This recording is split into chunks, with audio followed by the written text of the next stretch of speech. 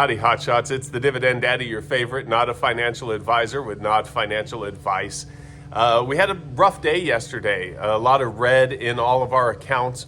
Things were moving down. ULTY moved down quite a bit more than its distribution is expected to come today. We're going to get 0.0921 cents, I think it was. So we're going to still get a pretty decent distribution. But a lot of people in the comments are saying that ULTY is going to bounce back or it's going to move higher.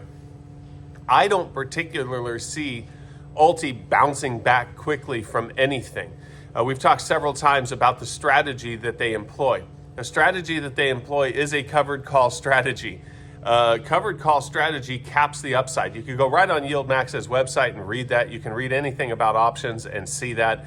It caps the upside in favor of generating a distribution. And if you've ever traded covered calls yourself, you'll know that stocks that go up quickly, you're not going to benefit nearly as much from if you have a covered call position established on that stock. But when they go down, you participate in all of the downside. So ULTY, that's not actually the case because they do buy protective puts. So you're not necessarily going to participate in all of the downside, but you're definitely not going to participate in all of the upside. They have to sell calls close to the current stock price in order to generate the huge income that they are generating. And so it's not going to go up quickly. People keep talking about it going back up into the sixes. That is obviously possible with a sustained bull market long term, but it's still going to just crawl up. It's not going to go up a lot overnight. It can still go down quite a bit overnight because those protective puts that they have are 15% away from the current price of the stock. So it can go down fairly quickly compared to how fast it can go up. If they were trying to put a collar on it, which would be selling a protective put and selling a covered call, if they were putting that collar on it and they were doing it the same distance from the current stock price, if the strike prices were the same distance away, it would be a losing proposition due to put skew. So puts are more expensive than calls typically, given this same delta. So you would wind up losing money. So that what they're doing is they're selling calls that are closer to the current price of the stock, and they're selling puts that are further away from the current price of the stock. That will help you in a catastrophic downturn because it's not going to go down all the way to 50 cents overnight, but there is a cost to that, and so that cost may not be worth how much it's protecting us. Like if they're paying 5% every week in order to have that downside protection, but it's only saving us on average 2% a week, well, you're paying 3% for protection that didn't pay out. But that's the insurance. That's the cost of the insurance that they're using. Some people in the comments for months now have been saying that ULTY is going into the $4 range. It probably is. I mean, that's the fact. It's probably going to keep eroding, and I've said that several times. When you cap your upside, but you participate in more downside, unless you are making perfect stock picks and perfect timing, and unless we're in a sustained bull market where that group of stocks goes up in tandem, which is not very likely, it's not going to continue driving the NAV up. Okay, if you're paying out distributions that are more than the income that you're bringing in each week, and then you're participating in more downside than you are upside, that is not a recipe for NAV growth. Okay, now that doesn't mean that it's automatically a bad investment. My hopes and what I tell people is that I hope that the NAV declines less than the distributions. We're getting 85 to 88% distributions. If you're not going to realize that full 85% every week. You're not going to realize it over the course of a year. An 85% return over the course of the year would be insane. I don't believe that there's coming a period of time where you're going to see that 85% as pure profit. It's going to eat into the NAV. What we hope is that we still have a 20% overall positive return we still have 25% total return, which would still be amazing. That has not happened in the last several months. Since it hit its highs, each week we're lucky to break even. Now, some people are managing their distribution payments in a way that they're getting a little extra benefit from that. They're buying them the morning of ex-dividend day, and so they're getting a little bit of gain between when your ex-dividend date starts and compared to when the distribution would be reinvested on DRIP. So they're picking up a couple cents on the shares that they're accumulating each week that way. That's helping a little bit. Some people are trading in and out of it. Some people are selling some covered calls on it. I haven't sold any options on ULTY because there hasn't been enough premium to make it worthwhile, in my opinion. But you can get a little bit of reduction in your cost basis that way, and you can get shares at a little better price if you time your reinvestment rather than just letting the brokers drip it for you, which happens late in the day on distribution day, which has been Fridays.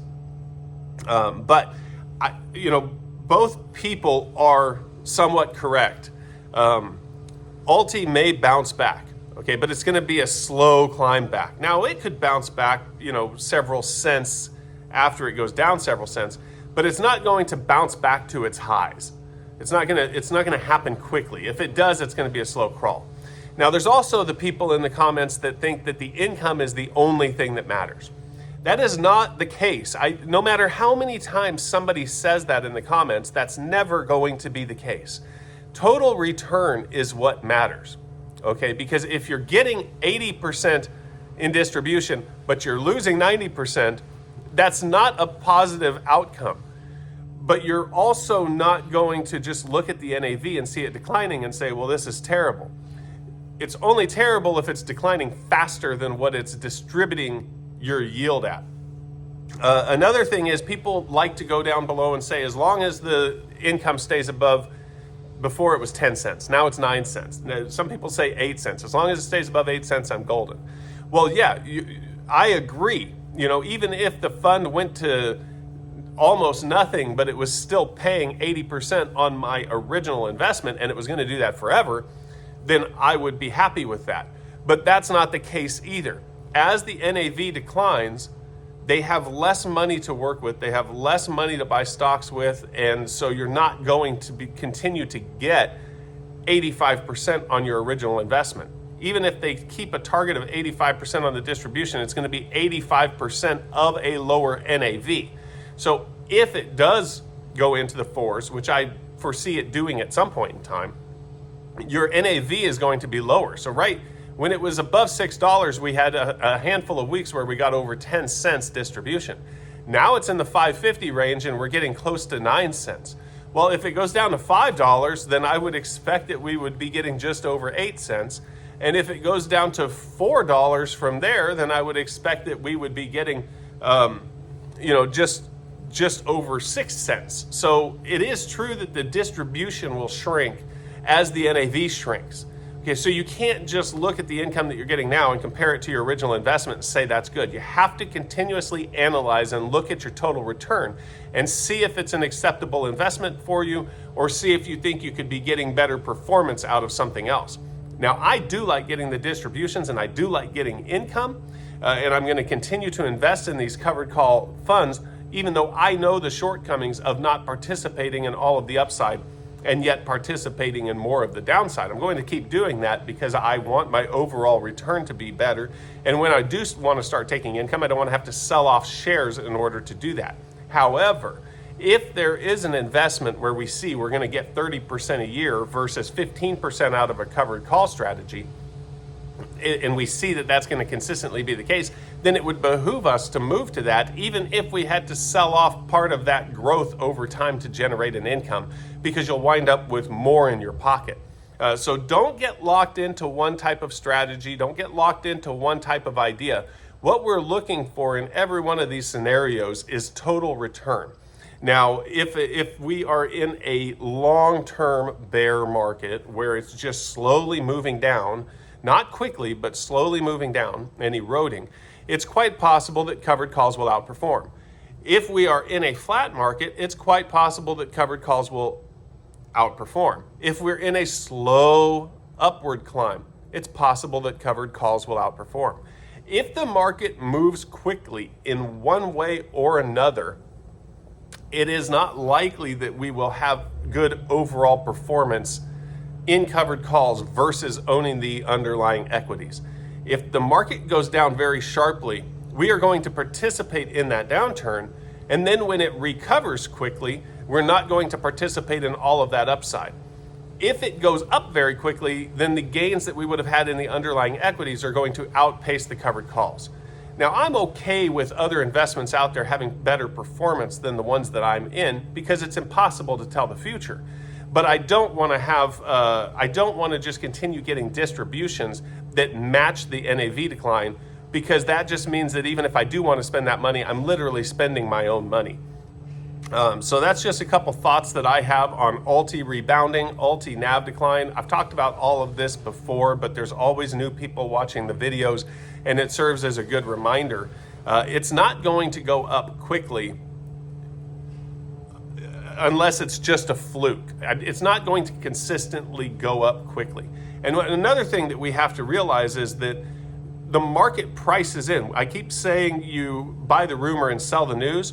Well, guess what? The market was pricing in 3 rate cuts. Now they're only pricing in like 1.5 because the Fed is saying, well, inflation's still a little stickier than what we thought it was going to be, and so we're probably not going to be cutting rates as quickly. Well, that creates some volatility, which is good for the covered call premiums, but it also drives a lot of these higher risk stocks that we're dealing in to get that high volatility. It drives some of those down because then money's more expensive to them and there's a worse outlook on the economy. So put your thoughts down in the comments below. If I've said something that you think is incorrect, put it down there and we'll talk about it. But for now, what we want to see is we want to see ULTY recover that several cents that it dropped below the distribution before it gets to distribution next week, so that we're not in the hole so much. But it's not going to $6 anytime soon, in my opinion. And hopefully it doesn't get to the 4s any faster than it pays out distributions that will more than make up for that. All right, D-Gens, I'll talk to you later.